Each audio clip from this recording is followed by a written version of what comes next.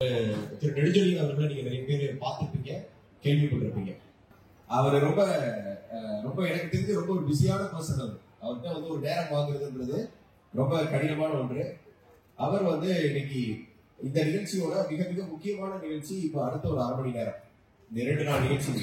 ஏன்னா இதுலதான் உங்களுக்கு எதிர்கால திட்டமிடுதல் பற்றி ரொம்ப குறிப்பா சொல்ல போறாங்க. இப்ப உங்கள்கிட்டயே கேட்டா எவ்வளவு பேர் டாக்டர் ஆகணும் அப்படின்னா கைக்குங்க. இதை வந்து ஒரு ஒரு 10% கம்மியா தூக்கிருக்கீங்க.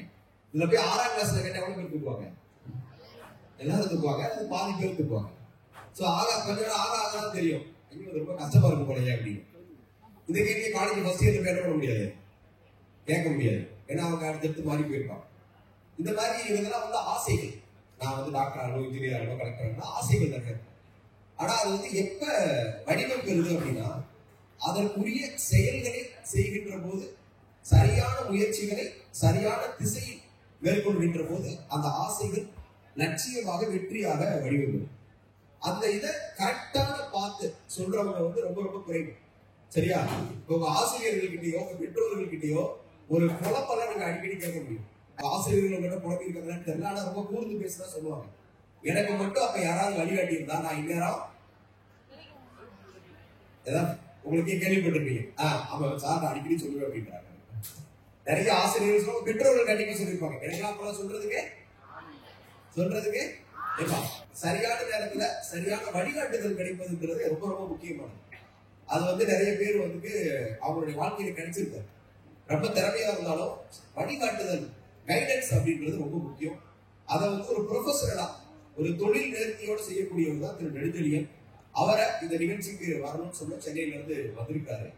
அவர் நேரம் கருதி சுருக்கமாக உங்களுடைய எதிர்கால திட்டமிடல் நிறைய சொல்லுவீங்க. நீங்க இப்ப கேட்டா கூட உங்களுடைய நிறைய ஃபியூச்சர் பிளான் தான் சொல்லுவீங்க. ஆனால் அவர் வந்து வெற்றிக்கான ஒரு சூத்திரமா சொல்றது, உடனடியாக நீ எதை செய்யணும், what to be done next, அடுத்து செய்ய வேண்டிய இலக்கு என்ன அப்படின்றது ரொம்ப ரொம்ப முக்கியமானது. நம்ம வந்து பெரிய முயற்சிகளை பெரிய இலக்குகளை வச்சுக்கிறாங்க, சின்ன சின்ன இலக்குகளா வச்சு கடந்து போகணும். அப்படின்னா உலகினுடைய மிக முக்கியமான ஒரு தொழில் மேதையா கருதக்கூடிய ஹென்ரி ஃபோர்டு சொல்றார். ஃபோர்டு நிறுவனத்தை தொடங்கிய எப்போதுமே இலக்குகள் சின்ன சின்னதா பிரிச்சுக்கிட்டு ஒவ்வொரு இலக்கா அடையணும் அப்படின்னு. புகழ்பெற்ற கிரிக்கெட் வீரர் சச்சினுடைய பேட்டிகள்ல கூட பார்க்க முடியும். அவர் எப்போதுமே நான் வந்து செஞ்சுரி அடிக்கணும் எய்ம் பண்ணவே மாட்டேன், அடுத்த ஓவர்ல ஃபர்ஸ்ட் 3 பால்ல நான் எப்படி அதை அப்ரோச் பண்ணணும் அப்படின்னு அந்த ஷார்ட் டைம் பிளான் பத்தி தான் அடிக்கடி சொல்லுவேன். அது மாதிரி நீங்க அடுத்து உங்களுடைய ஓராண்டு திட்டம், இப்ப நீங்க அடுத்த வருஷம் இந்த டைம்ல எதுக்கு ரெடியா இருப்பீங்க? பிளஸ் 1 பசங்க அடுத்த வருஷம் இந்த டைம்ல பிப்ரவரி ஃபர்ஸ்ட் வீக் பிராக்டிகல் எக்ஸாம் ரெடியா இருப்பீங்க பிளஸ் 2ல. அடுத்த ஒரு வருடம் நீங்க என்ன பண்ணணும், எதெல்லாம் நீங்க பார்க்கணும், எதை பார்த்தா எங்க போவீங்க, அதை விட முக்கியம் பார்க்கலைன்னா எங்க போக மாட்டீங்க அப்படின்றதையும் சொல்லுவாங்க. தேங்க்யூ. ஆப்பர்ச்சுனிட்டி வேணும் அப்படின்னா நிறைய எங்கெங்க இருக்குன்னு முதல்ல வந்து தேடுறதுதான். சரியா? ஆனா நமக்கு வந்து தெரிஞ்சது அவர் சொன்ன மாதிரி நீங்க வந்து ஒரு உணவுக்கு ஒரு பொஃபேக்கு சாப்பிட போறீங்க, உங்களுக்கு வந்து இன்ட்ரெஸ்ட் தயிர் சாதம் ஊறுகாயில் இருக்கு அப்படின்னா அதை மட்டும் தேடி போனீங்கன்னா அதை மட்டும் சாப்பிடலாம். இன்னும் அங்க நிறைய வெரைட்டிஸ் இருக்கு, பிரியாணி இருக்கு, நான்வெஜ் ஐட்டம்ஸ் இருக்கு, நிறைய இருக்கு. அப்படின்னா நம்மளோட சாய்ஸ் என்ன ஆகும், எது பிடிக்குதோ அதுல பெட்டரா சூஸ் பண்ணிக்கலாம். அதனால இருக்கக்கூடிய வாய்ப்புகள் நிறைய இருக்கு.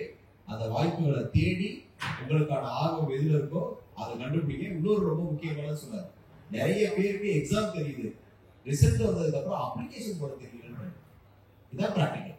நம்ம வந்து உயர்ந்த லட்சியங்கள் வச்சிருக்கோம், டாக்டர் ஆகணும், இன்ஜினியர், அது போற பாதை எந்த பாதை, அடுத்த ஸ்டெப் எப்படி வைக்கணும் அப்படின்னு ஒவ்வொரு இதையும் ரொம்ப சின்ன சின்ன அடுத்தடுத்த நகர்வுகள் நீங்க எவ்வளவு ஆர்வமா பண்ணணும்னு தான் அவருடைய மொத்த ஸ்பீச்சும்.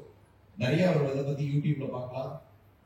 ஸோ மற்றது நீங்க தொடர்ச்சியாக உங்களுடைய நேரத்தை பயன்படுத்தி உங்களுடைய எதிர்காலத்தை அடுத்த ஓராண்டுக்கு திட்டமிடுவதற்காக ஒரு நிகழ்ச்சி. Thank you so much. நன்றி. நெடுஞ்செழியன் அவருடைய பயங்கர பிஸி ஷெட்யூல்ல வந்ததற்காக என்னுடைய நன்றியை தெரிவித்துக் கொள்கிறேன்.